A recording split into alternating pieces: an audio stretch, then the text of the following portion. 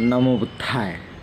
मित्रांनो, त्रिरत्न 358 या यूट्यूब चॅनलच्या माध्यमातून आपण बुद्ध आणि त्यांचा धम्मग्रंथ वाचन करत आहोत. आणि आपण कालच्या भागामध्ये सिद्धार्थ गौतमाने जो देशत्याग केला परिव्रज्या घेऊन, तो भाग आपण पूर्ण पाहिलेला आहे. त्यामागील काय कारणं होती, परिव्रज्या घेण्यामागे काय उद्देश होता, ते आपण कालच्या भागामध्ये पाहिलं. रोहिणी नदीच्या पाण्यावरून जो वाद झाला होता आणि शाक्य आणि कोलियांमध्ये जे युद्ध होणार होतं ते होऊ नये या कारणास्तव परिव्रज्या घेण्यात आली होती. परंतु युद्ध संपल्यानंतर जेव्हा सिद्धार्थ गौतमाने चिंतन आणि मनन केलं, त्यावेळी त्यांच्या लक्षात आलं की संघर्ष, सामाजिक संघर्ष, कलह हा प्रत्येक बाबीमध्ये आहे. राजामध्ये आहे, मुलामध्ये आईमध्ये आहे, मुलामध्ये वडिलांमध्ये आहे, नातेवाईकांमध्ये आहे. प्रत्येक ठिकाणी हा संघर्ष सुरू आहे.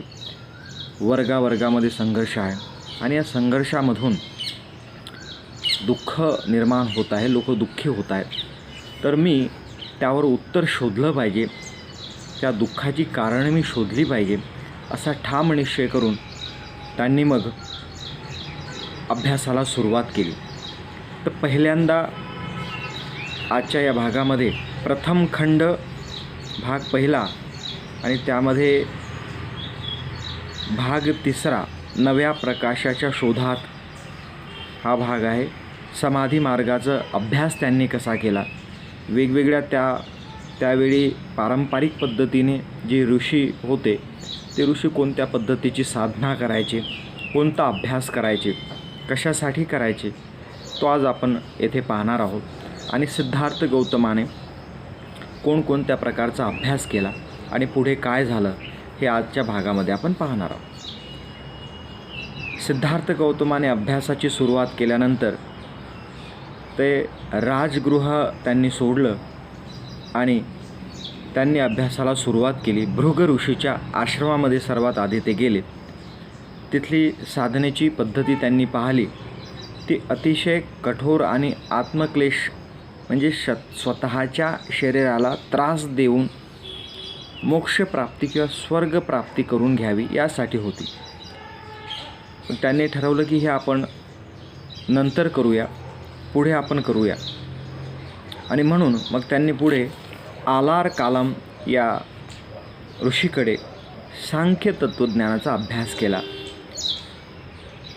आणि त्या सांख्य तत्त्वज्ञानाचा अभ्यास त्यांनी लगेचच ते ग्रहण केलं आणि सर्व त्यांनी ते शिकून घेतलेलं आहे.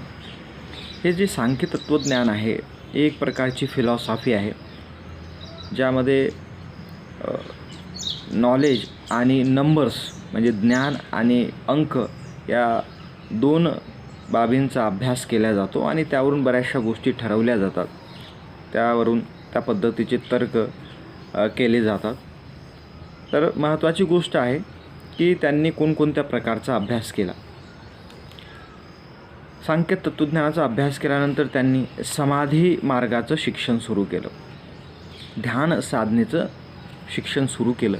आणि पहिल्यांदा त्यांनी ज्या वेगवेगळ्या प्रकारचे ध्यान मार्ग आहेत ते ध्यान मार्ग त्यावेळी प्रामुख्याने श्वासावर नियंत्रण करून केल्या जात होते. म्हणजे आपला जो नैसर्गिक श्वास आहे, जो नॅचरल श्वास आहे, म्हणजे सहज येतो आणि जातो, आपण श्वासोश्वास आपला सुरूच राहतो, तर तो जो श्वासोश्वास आपण घेतो आहे जातो आहे तो नॅचरली आहे. म्हणजे त्याच्या गतीमध्ये कोणत्याही प्रकारची वाढ आपण करत नाही, त्याला जोराने घेत नाही किंवा जोराने सोडत नाही किंवा त्याला रोखून ठेवत नाही. परंतु त्यावेळेस जे समाधी मार्गाचा अभ्यास करणारी लोक होती ती श्वासावर नियंत्रण करायची, थांबून ठेवायचे, श्वास घ्यायचे, थांबून ठेवायचे आणि नंतर सोडायचे. अशा वेगवेगळ्या प्राणायाम त्याला म्हटलं गेलं. तर अशा वेगवेगळ्या प्रकारची समाधीच्या टेक्निक, समाधीच्या विधी त्यावेळेस होत्या. त्या सिद्धार्थ गौतमाने पहिल्यांदा आलार कालम नावाच्या ऋषीकडून शिकल्या. त्याच्याकडे समाधी ध्यान लावण्याच्या 7 पायऱ्या होत्या, 7 अवस्था त्याने प्राप्त केल्या होत्या. त्या 7 अवस्था सिद्धार्थ गौतमाने पूर्णतः थोड्याच कालावधीमध्ये शिकून घेतल्या. त्यानंतर समाधी अभ्यासाची जी 8वी पायरी होती, 8वी अवस्था होती, ती उद्दक रामपुत्त या ऋषीकडे होती. तर त्यांच्याकडे जाऊन मग सिद्धार्थ गौतमाने ती पण अवस्था प्राप्त करून घेतली. लगेचच ती अवस्था आपण शिकून घेतली. मित्रांनो, एक बाब आपण इथं लक्षात घेतली पाहिजे की सिद्धार्थ गौतम हे बोधिसत्व होते. ज्या व्यक्तीमध्ये आधीच बोधीचं बीज, ज्ञानाचे गुण अस्तित्वात आहेत, असा तो बोधिसत्व, आणि ज्याला सम्यक बुद्धत्व प्राप्त करायचं आहे. त्यामुळे हे जे अभ्यास सिद्धार्थ गौतम करत होते हे सहजरित्या ते करून घेत होते. तेवढी त्यांची बुद्धी प्रगल्भ होती. समाधी मार्गाचा अभ्यास पूर्ण झाल्यानंतर त्यांनी स्वतःच्या मनाला तपासून पाहिलं की काय जे प्रश्न माझ्या मनात आहेत, ज्या दुःखाची कारणं मला शोधायची आहेत, ज्या सामाजिक संघर्षाच्या ज्या समस्या आहेत, कलह आहे, त्यांची जी मूळ कारणं मला शोधायची आहेत आणि मूळ उत्तरं मला त्यांची शोधायची आहेत, काय ती मला मिळाली? तर ती मिळालेली नव्हती. आणि म्हणून मग त्यांनी भृग ऋषीच्या आश्रमामध्ये जे ऋषी तपश्चर्या करत होते वेगवेगळ्या प्रकारची, त्या प्रकारची तपश्चर्या करण्याची सुरुवात केली. त्यांची येथे वैराग्याची कसोटी म्हणून एक भाग आपल्या याच्यामध्ये ग्रंथामध्ये दिलेला आहे. मग ती तपश्चर्या फार भयंकर होती. ती तपश्चर्या शरीराला त्रास देणारी होती. मग कोणकोणत्या प्रकारची तपश्चर्या होती? तर काही ऋषीमुनी पाण्यामध्ये बसून ध्यान करायचे. मग त्यांचे जे शरीर होतं त्या शरीराला मासे, कासव ओरबडून टाकायचे, तरी ती त्यामध्ये ध्यान करायचे. काही ऋषी डोकं खाली करून पाय वर करून ध्यान करायचे. काही ऋषी कुत्र्याप्रमाणे, एखाद्या प्राण्याप्रमाणे तोंडाने खायचे, डायरेक्ट दाताने खायचे त्यांच्याप्रमाणे, किंवा दाताने भरडलेलं अन्न तेच ते खायचे. काही ऋषी गवत खायचे. काही ऋषी तर केवळ हवेवर जिवंत राहण्याचा प्रयत्न करायचे सापाप्रमाणे, आणि त्या पद्धतीने ध्यान करा. अशा वेगवेगळ्या प्रकारच्या ध्यान साधना, तपश्चर्या ते ऋषी करत असत. त्यामागील त्यांचा उद्देश असा होता की जेवढा जास्त शरीराला कष्ट दिले तेवढं जास्त उच्च प्रतीचं ज्ञान किंवा मोक्षप्राप्ती, स्वर्गप्राप्ती आपल्याला होणार. सिद्धार्थ गौतमाने सुद्धा अशा प्रकारची साधना गयामध्ये, जे उर्वेलाचं जे जंगल आहे, त्या उर्वेलाच्या घनदाट अभयारण्यामध्ये जंगलामध्ये ही तपश्चर्या सुरू केली. मग त्यामध्ये ते सुद्धा एका वेळी एकचदा भिक्षा मागायची, किंवा झाडावरून जी फळं पडायची, झाडाची फळं तोडायची नाही, तर झाडावरून पडलेली जी फळं आहेत ती फळं खाऊनच उदरनिर्वाह करायचा. त्यानंतर काही दाणे खायचे केवळ. ही तपश्चर्या अतिशय कठोर होती. 1 दिवस खायचे किंवा 7 दिवस एक दाणा खायचा. एक वाटी दाण्यांवर, एका वाटी भोजनावर आपला संपूर्ण दिवस काढायचा, किंवा निरंकार उपाशी राहायचं आणि साधना करायची. मित्रांनो, ही जी तपश्चर्या होती, या तपश्चर्येमध्ये उपवास, तप, व्रत, वार, ह्या सर्व प्रकारची साधना, जप, तप, सर्व प्रकारची साधना, ही सतत साधना सिद्धार्थ गौतम करत होता. साधना करण्यामागेचा उद्देश असा होता की दुःखाची कारणं, दुःख का निर्मिती होते, मनुष्य प्राणी हा दुःखी का होते, त्याची काय कारणं आहेत आणि त्याचं उत्तर काय आहे, हे शोधण्याचं काम, हा शोधण्याचा उद्देश त्यामागे होता. आणि त्यासाठी ही कठोर तपश्चर्या ते करत होते. सिद्धार्थ गौतमाने डोक्यावरचे आणि दाढीचे केस अक्षरशः उपटून काढले होते. एवढी कठोर तपश्चर्या ते करत होते. एका जागेवर ते जर बसले तर दिवसभर, रात्रभर, तासन तास, दिवस ते एकाच जागेवर बसून ध्यान करायचे. उभं राहून जर त्यांनी समाधीचा अभ्यास सुरू केला, तपश्चर्याचा अभ्यास सुरू केला, तर तासन तास, रात्रंदिवस ते उभंच राहून तपश्चर्या करत असत. अशा प्रकारची अतिशय कठोर तपश्चर्या.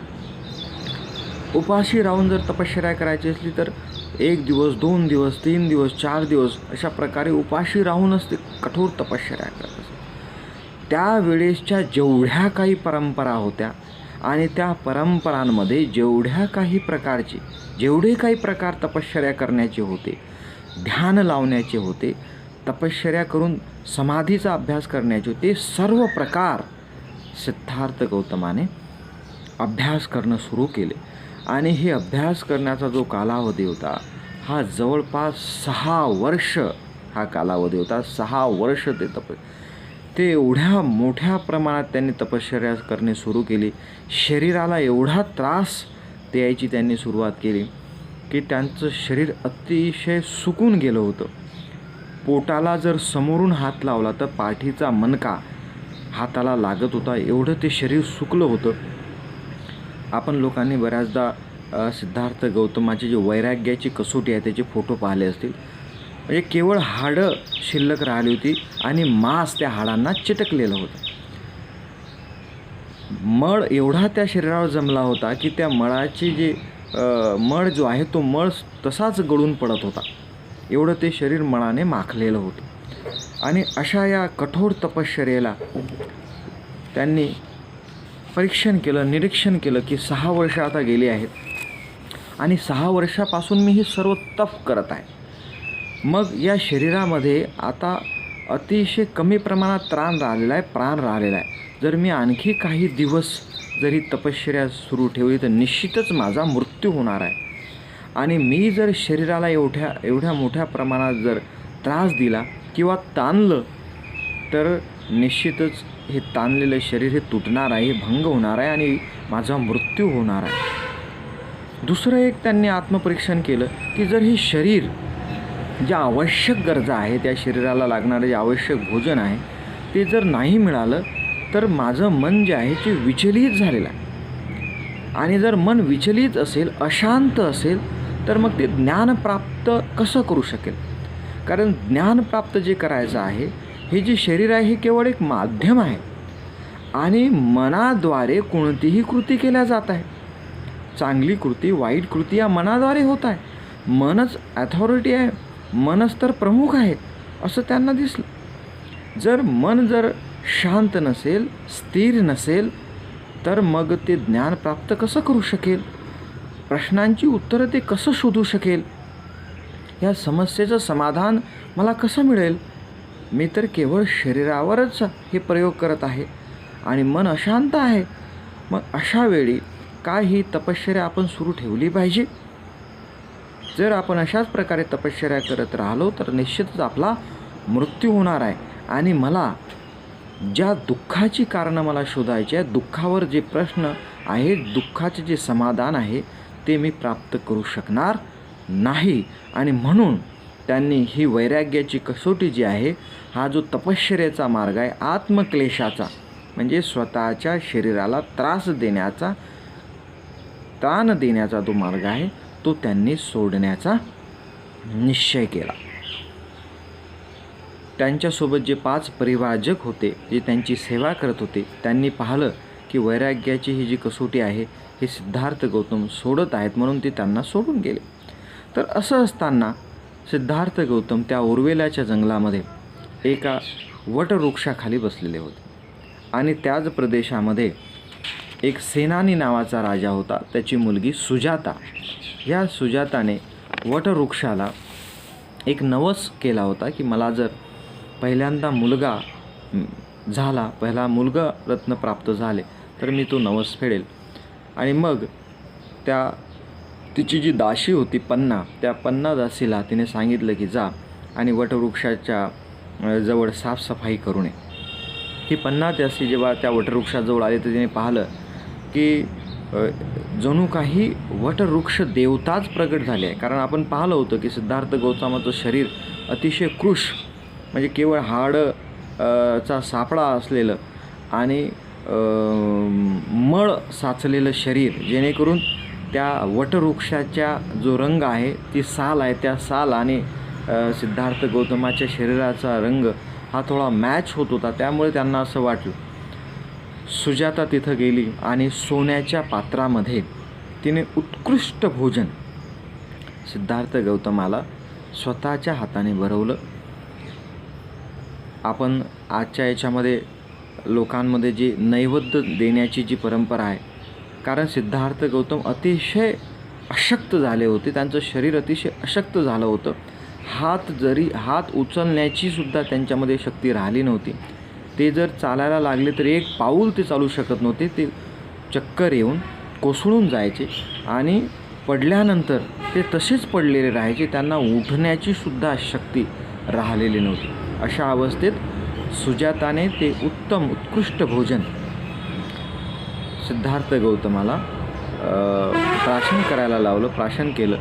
आणि अशा पद्धतीने सिद्धार्थ गौतमाने हा जो आत्मक्लेशाचा आणि तपश्चर्येचा जो मार्ग स्वीकारला होता आणि ज्याची 6 वर्षापासून ते सतत अभ्यास करत होते, तो मार्ग त्यांनी सोडला. मित्रांनो, यामध्ये एक महत्त्वाचा एक अर्थ दडलेला आहे की जे लोक, महिला पुरुष कुठल्याही जाती धर्म पंथाची असो, तुम्हाला जर तुमच्या समस्या, तुमची दुःख जर दूर करायचे असतील तर ते कोणत्या कारणाने दूर होऊ शकतील हे निश्चित कारणं तुम्हाला माहिती पाहिजे. आणि त्यावरचा निश्चित उपाय, वास्तविक उपाय, विज्ञानाच्या आधारावर तपासण्यात आलेला उपाय तुम्हाला माहिती पाहिजे. कारण सिद्धार्थ गौतम जो बोधिसत्व होता, त्याने 6 वर्ष सर्व प्रकारच्या कल्पना, उपवास, तापास, तपश्चर्या, व्रत वैकल्ये, जप, तप, मंत्र, हे निरंकार उपवास, हे सर्व प्रकारचे उपवास, तापास त्याने 6 वर्ष करून पाहिले. परंतु त्याला दुःख मुक्तीचा मार्ग मिळाला नव्हता की कशा प्रकारे आपली दुःख दूर केले जाऊ शकतात. मग अजूनही जर आपण काही वेगवेगळ्या प्रकारचे मार्ग जर अनुसरत असू, काही उपवास, तापास आपण जर करत असू, की ते वेगवेगळ्या प्रकारचे असू शकतात. त्यामागे तुमचा काय उद्देश आहे, तुमची काय मागणी आहे, तुम्ही कशासाठी ते करत आहे ते आहे. परंतु जर निश्चितपणे जर तुम्हाला तुमचे दुःख दूर करायचे असतील, सुख प्राप्त करून घ्यायचं असेल, मानव कल्याण करून घ्यायचं असेल, तर निश्चितपणे तुम्हाला ते करणे चुकीचं आहे. उपासक आणि उपासिका जेव्हा शरणते गाथा म्हणतात की नथी मे शरणं अन्यं, बुद्धो मे शरणं वरं, धम्मो मे शरणं वरं, संघो मे शरणं वरं, तर याचा अर्थ असा आहे की नथी मी बुद्धाशिवाय कोणालाही शरण जाणार नाही. म्हणजे बुद्धाचे जे ज्ञान आहे, बुद्धाचे जे गुण आहे, त्याशिवाय मी इतरांना शरण जाणार नाही. म्हणून तुम्ही अजूनही जर काही बुद्धाव्यतिरिक्त ज्या काही गोष्टी काल्पनिक आहेत, अंधश्रद्धा आहे, या अजूनही करता, तर ते तुम्ही यावरून समजून घेतलं पाहिजे की सिद्धार्थ गौतमाने ह्या सर्व गोष्टी 6 वर्ष करून पाहिलेल्या आहेत, परंतु त्यांना दुःखमुक्तीचा मार्ग मिळाला नाही, दुःखाची कारणं मिळाली नाहीत, म्हणून त्यांनी तो त्याग केलेला आहे. तर हा यामध्ये बोध आहे, हे आपण समजावून घेऊ. आपल्याला ते समजलं असेलच असं मी अपेक्षा करतो आणि या ठिकाणी थांबतो. धन्यवाद.